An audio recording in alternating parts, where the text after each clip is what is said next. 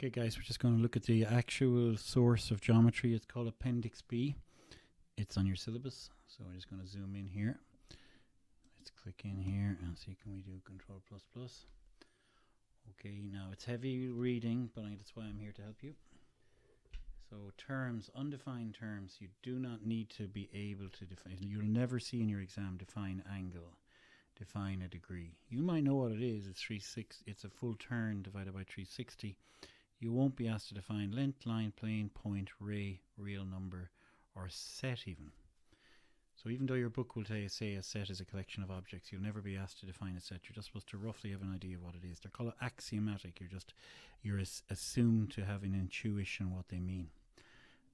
Defined terms, area, parallel lines. So you should be able to say parallel lines are two lines that are distinct and do not intersect. They will never meet. You need to know what a parallelogram is. It's a quadrilateral with two opposite pairs of parallel sides. So there's lots of other properties as well that are equally good definitions, but we typically go with, a quadrilateral with two opposite pairs of sides that are mutually parallel or that are parallel to each other. A right angle is a half a straight angle. A triangle is made by three non-collinear points. Congruent triangles are triangles with the same shape and size. Similar triangles are triangles with angle property. In other words, they're the same shape but different size. A tangent to a circle is a line that intersects the circle at one point, and to do that it has to be at right angles to the radius to that point. And now it's saying area twice, which is a misprint. And most important, defined terms. And did it have area up here? It didn't. Okay, that's just a little misprint. Funny, on a document that's been around so long, we're finding a typo. But there you go. If we're careful, we see these things. Now let's see, can I go down a bit line by line? So what's an acute angle and what are alternate angles? Let's talk about it. An acute angle is an angle strictly between 0 and 90 degrees. Alternate angles are angles at either side of a transversal. The alternate or look there. Internal angles at either side of a transversal. An angle bisector is a line that bisects an angle into two equal angles. What's an arc? It's part of a circle. What's an area of a disc? I think these are more like you need a formula for them. What's the base and corresponding apex in a triangle? Height, and the height of the triangle is the perpendicular from the apex down to thing. Look, this seems quite boring, and I'm certain we can go over these in a different manner. So let's get on to the theory. This is your geometry. It's so wonderful. Line is short for a straight line. And here we go. Take a fixed plane. Now that says something down at the bottom here. For undefined terms. You don't need to be able to define a plane. Once and for all. Very old-fashioned language here. And consider just lines that lie in it. The plane and the lines are sets of points. So here you have it at source. Your textbook is one thing several teachers got together and wrote based on this. This is our source. Each line is a subset of the plane because it's a set of points belonging to the plane, but it's not all the points in the plane. Each element of a line is a point of the plane. Each line is endless. So there's a lovely term, extending forever in both directions. Each line has infinitely many points. The points on, and this is the real numbers we're thinking of, the points on the line can be taken to be ordered along the line in a natural way. As a consequences, given any three distinct points on a line, exactly one of them lies between the other two. So you've got three collinear points. One of them must be in the middle. Now, not strictly in the middle, but in between. Points that are not on a given line can be said to be on one or other side of the line. The sides of a line are sometimes referred to as half planes. Okay, and here we go for notation 1. We don't denote points by Roman capital letters A, B, C, etc. and lines by lowercase Roman letters L, M, N. Axioms are statements we accept as true. You need to know this. What is an axiom? It comes up in your exam. Axioms are statements we will accept as true. So the first axiom, the 2-point axiom. There's exactly one line through any two given points. We donate the line from A and B by AB. Now you can also do it with a line over it with two arrows, which is more definite in the sense that AB just seems a little bit kind of empty, but the formal and the way you'll see it in exams will always be this AB. So definition 1, what is a line segment? A line segment, square bracket AB, square bracket, is the part of the line AB between A and B, including the endpoints. And it's the square brackets that make the endpoints be included. If you used round brackets, the endpoints are omitted. Because these square brackets are to do with intervals and inequalities. And it's essentially saying less than or equal to at both ends. The point A divides the line AB into two pieces called rays. We know that. The point A lies between all points of one ray, and goes on to the next page now, and all points of the other. Don't worry about that too much. 3 points usually determine 3 different lines. So here we get on to the exception to that, which is collinear points.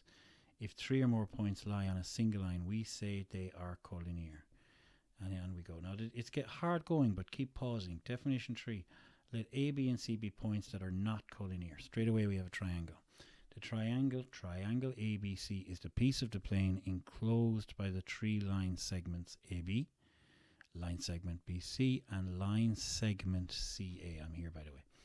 The segments are called its sides, and the points are called its vertices. The singular version of this plural word is vertex. So it's the maths word for corner. Okay, and on we go now to length and distance. Just going to do a bit of housekeeping here while I'm at it. And I'll just go along with bookmarking here. So I want that to pop in here as a bookmark. We'll go back to full screen now.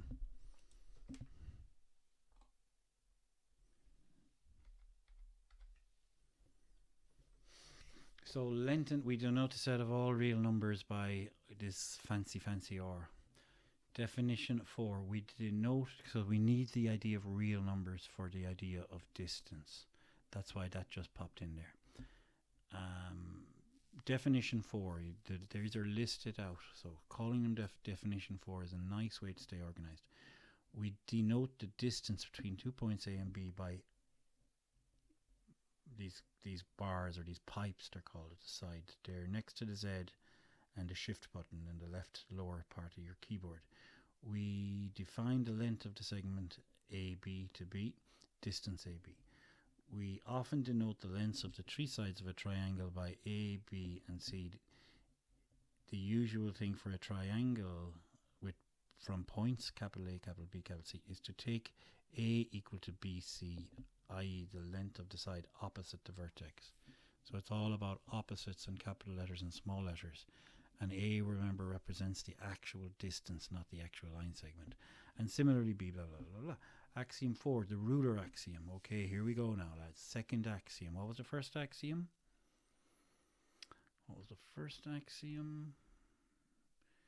The 2-point axiom. There is exactly one line through any 2 given points.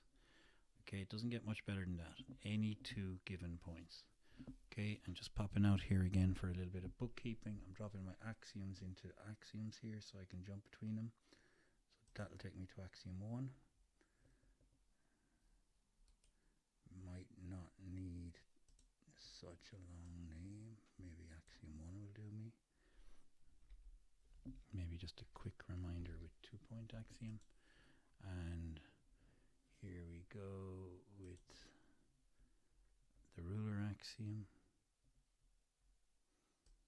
10 teachers we'll read that in a second. Okay, that's there.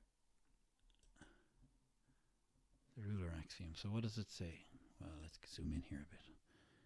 F11 and a roll of the mouse. Here we go. The distance between points has the following properties. Never negative. Could be 0 if they're the same point. The distance in either direction is the same. If C lies on AB, so it's a collinear middle-ish point, then AB equals AC plus CBA. That's the collinearity. It's the fact that you're not kind of cutting corners. Let's not worry about 4 right now. Teachers used to traditional treatments that follow Euclid closely should note that this axiom and the latter protractor axiom, which is basically the exact same thing for angle, guarantees the existence of various points and lines without appeal to postulates about construction using straight lines and compass. They are powerful axioms. Okay, you don't need to worry about this anyway, but just say we know what axiom 2 is. Distance is positive, and we know how to refer to it, and partitioning causes straightforward summation. So the parts equal the whole.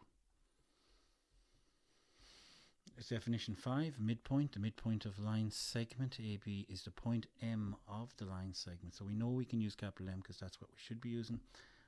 And from AM equals from M to B, which is half from A to B over 2. Lovely, as you'd expect.